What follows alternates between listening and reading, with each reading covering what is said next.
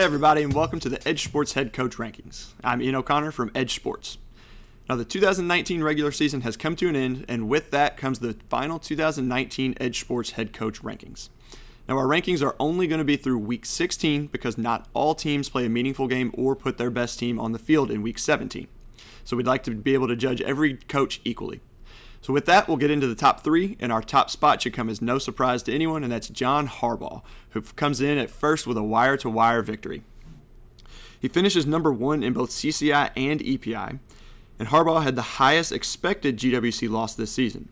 In fact, he's one of only 5 coaches we'd expected to have given up over a full game's worth of GWC, but he's only given up about 41% of this expected loss, which is best in the league. Now, there are a few other coaches who have given up less than half of what we had expected them to have given up, but Harbaugh's is the most remarkable. And that is because Baltimore's offense is number one in the league. So we would expect him to have more opportunities to go for it on fourth down because of that high-powered offense. We'd expect him to do so. And we'd also expect him to find himself in more high-leverage situations throughout the season. Now, moving down the list to number 2 is Andy Reid, who moves up one spot from Week 15 when he was at number 3.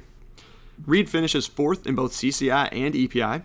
And along with Harbaugh, he's one of only 5 coaches with an expected GWC loss over a full game. His is actually 3rd highest. And among these 5 coaches, Andy Reid has given up the second least GWC. So Andy Reid has done a pretty good job this season. Even though the Chiefs had struggled at times, especially without Mahomes, which we have adjusted for in our rankings, he's done a pretty good job of minimizing his errors and his risk this season. Now the coach at number 3 was 3rd from Week 11 to 15, or Week 11 to 14, and then in Week 15 he dropped down to number 5. But after a 1-week hiatus, he comes in and finishes the 2019 season as the number 3 head coach. And that is Bill Belichick, who finished 7th in CCI and 2nd in EPI. Now he's been top 10 in CCI every week except for Week 15, where he was only one spot outside at number 11. New England's expected GWC loss is quite a bit lower than Baltimore's and Kansas City's, partly due to the New England offense not being as strong as those two. But the defense has helped keep New England among the top 3 in EPI, and that combined with Belichick's top 10 CCI finish puts them in the top 3 to finish the season.